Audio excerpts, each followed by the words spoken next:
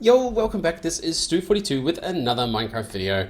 Today I'm going to, I wanted to get to work on part 2 from last time's effort, which was under here we were building on our sort of secret altar here that we were using to feed the one above with our Well of Suffering and stuff. You know, standard spawner sort of room there. As you can see, I've hollowed it all out a bit more than last time, and I wanted to get to work on making this a little bit better. So one of the things that we wanted to do was a Rune of Dislocation. Now, the Rune of Dislocation needs this Aquasalis. Aquasalis in turn needs a ton of simple catalysts and a bunch of water bottles and other things. So what I was thinking of doing is trying another new ritual to get this going. Now, what we're going to do is we're going to use a thing called the Ballad of Alchemy. Now, the Ballad of Alchemy should let us make this run automatically, basically. So the Ballad of Alchemy lets you auto-craft essentially using the Alchemic Chemistry Set. So I've cleared another little space here with which to put this down. So I'm gonna I think I'm just gonna put it close to here. So we're gonna make the pattern that we need for this. And I'm gonna dig it into the ground as well. Let's get rid of that. Whoa, that's a bit dark.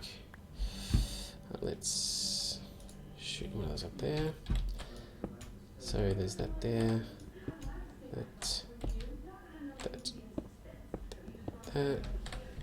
and there. Now we're going to need the ritual stones. Now I've made a few of these already. Actually, I stole these from the binding ritual that I had back at the old base. So we have a few of those spare. Master ritual stone in there. Now we're also going to need these chalks. So I'm going to need the dusk one, the fire one, and the water one. Now, last time I said that it was a bit cheaty to use these because they didn't run out. It's not actually a bug. One of the guys, I forget his name actually, it's JI and then a bunch of numbers. He's got a bizarre sort of YouTube handle. So thanks, dude. You commented on my video saying that it actually uses your LP network to replenish these things when they get low. So that was a pretty handy way. So it's not buggy at all. It just needs to use your LP. Actually, we can test that. So here we have, staying same, 81943. And now we're going to need to put some, there. And 81943, so it hasn't used any from there. So I'm not sure where it's taking that from. Up here we have, it's full. 42,000, wow. That's pretty cool. That means that this, that's empty. All right, bit weird. So anyway, I'm told it uses your network, but it doesn't appear to be. 81943, yep, same amount. Still completely full. Weird. All right, I'm not entirely sure where that's coming from. Maybe there's a secret buffer somewhere. One of the things I'm finding with blood magic is there are sort of hidden tanks around the place. Like for example, these blood altars actually have extra tanks in them hidden away. Now, to activate this, I think we need ourselves a weak activation crystal. Not sure. I have one anyway. Now, the other thing we're going to do is the way this actually works is you have to put your Alchemic Chemistry Set on one side. So let's throw him in. Actually, do we want it on that side? You know what? We kind of don't. We want it like this. So what happens is you put the Alchemic Chemistry Set on one side, and then on the very opposite side, that is where you want the output to be. So I don't want to use the backside, which means I'll use the Alchemic Chemistry Set here. I've got a couple of chests here, so we put one there and one there. Now this one will hold the reagents that need to be put in, and this one will hold the output stuff. So what we're going to need to do is, let's just put a master blood orb in there. Let's quickly run back, because I want to make some of the simple catalyst first. Now, concentrated, strengthened, simple catalyst. There we go. So we need some sugar, redstone, gunpowder, and glowstone. So let's just make ourselves a stack of sugar. G is for glowstone.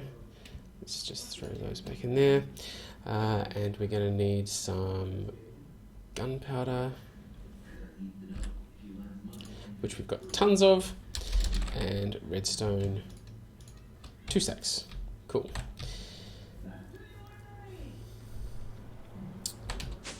Now, we need to make one of these first, so let's put 2 of those in. Sugar. I don't think it matters which slot you put these in. Nope, doesn't matter. Cool. So now we have our simple catalyst. That's awesome. Now I am going to just try and click this with this anyway. There we go. Rush of Indies throws through the ritual. I presume that means it started. Anyway, what we can do now is this altar goes on top, and now that makes this do what it needs to do. So in the source pile, we put all the ingredients that we want to use, which are those. And then in the top of this, we need to put what we want to make. So we put that in the top, and ta-da, it's automatically making stuff. And there we go, automatically repopulating. And over here, we should see the simple catalysts. Cool, so this is working really, really well. And if I look here, yep, we used up 30,000 LP to activate it, and now we've got, you know, it's chewing up a bit more each time. So I'm actually going to need to top up my personal LP network there for a bit. So I'm going to run away now, as I do, and we'll wait for this to build up a bunch of simple catalyst, because the next thing we're going to want to make in here is a bunch of this Aquasalis. It's going to be slightly more difficult. Ink sacs are really easy, but I'm going to have to find a way of, yeah, maybe making a lot of water bottles. I'm not sure if they stack or not. I know the bottles do, but I'm not sure water bottles do. It might be a bit awkward to try and do that, but still a lot faster than doing it manually. So I'm going to leave this running. I'll be back in just a moment once I've made a few more of these, and we'll see how we go about making the Aquasalis, and then hopefully we can get around to making some of our Runes of Dislocation. And then we should have some faster transport between these two. There's also another trick that I want to show you guys, or that I think will work to help this along as well. So I'll be back in just a moment once we've got more materials. See you in a bit. Alrighty, a few stacks of stuff later, and we have now got ourselves, take some of that out of there, 42 Aquasalis, which is pretty good. That's going to let us make 21, I think. So it's a bit of an odd number. I'll make some more as well, but for now, that's plenty. Each one needs 2. We're going to need some imbued slates. I've got 4 of those ready. Got some blood runes, so we can at least make a couple of these to test out the theory. Now, the other thing that I wanted to do while I was here, so the Rune of Dislocation is going to help us quite a bit with this. We're going to need quite a few of them though, but it is going to help the speed of this piping system. But what I've also done is I've laid this redstone conduit from here just up the side of the bottom blood altar. Now that then, if we duck down below, comes down across the side of here, disappears through the wall, down again, and down over to here. Now what I'm planning on doing with this, without throwing it out, and there's Snetto back online, is to hook this up to the lighting system. Now, if we were using a single, altar up the top, we probably wouldn't be able to do this because we want the one up the top to be full. But the one down here, we don't actually care about being full too much. So what I've done is we've got a cobblestone structure pipe. I have a basic gate that I made in the laser, like the assembly table. And what we can do with this is we can say contains. Interesting. So we can say, look, if this thing is What do we want? We actually want it to be the reverse. So we're going to have to reverse this somehow. So say 50%. So if it's 50%, we need to redstone signal. Awesome. Now, one of the interesting things you can do with this is you can swap one for the other just by clicking on it, which is pretty cool. And then we need wink. Cool, so that is now lit up. Now, to test this, we can turn this. Yay, so it's still lit up. Now, we actually want this to be completely the other way around. And I have to confess, I have no idea how to make this when I'm using the cable reverse. So I'm going to run away once again and figure out how to make that a not gate. I'm pretty sure it's easy. The other thing I'm going to do off camera is I will make up a bunch of... Take my Aquasalis. I'll make up a bunch of the Runes of Dislocation because I do kind of want to make 4 of them. More than 4 of them, sorry. Just because... where did I put them? There, the imbued slate. Oh. Ooh, 3 hearts, not bad. Creeper, not bad. So I'm wanting Magician's Blood Orb, that there, and we're going to need, not the Arcane Stone, Blood Runes.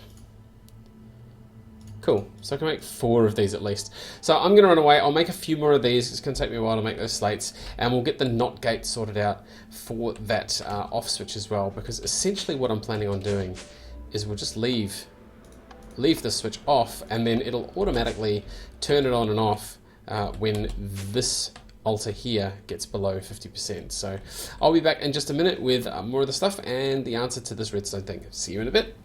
Alrighty, last part of this episode. As you can see, I have put 8 of these Runes of Dislocation around the place. I've also put 8 up the top, and you should be able to see, well, that's not actually going to show you too much because that's hovering around that 5,000 mark.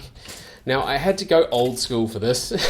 I've done the old redstone torch NOT gate trick, so for some reason it doesn't work with the conduit going straight up to it, but it does work with a piece of redstone either side. So I've put these 2 bits of redstone here, and as you can see, it works. So when that blips, yeah, so it's just the reverse of what's there, which essentially changes this gate up here from being a less than 50% to a greater than 50%. So this will hover around that sort of 5,000 LP mark. As you can see, there's way more than 5,000 in it at the moment. It should start draining out. There we go. And then once it gets below 5,000, that'll kick in again. The lights will go off downstairs. Oops, there.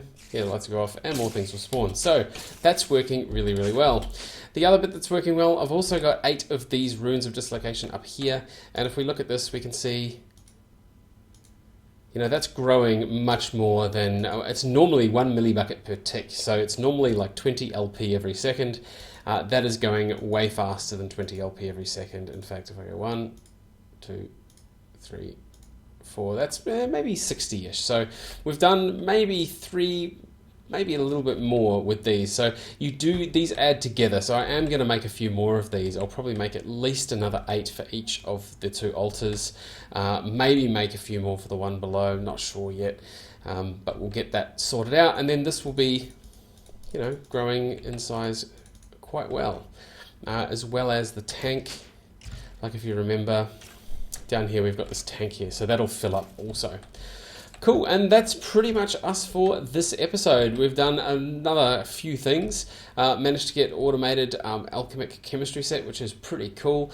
Also managed to get all of this automated. The only thing remaining is actually to hook up an import bus on this and run it back through to my applied energistic system, but that's pretty easy stuff. It just involves running the cable and putting the import bus on it. And that's pretty much it. Cool, so as always, thank you very much for watching, and we'll see you next episode.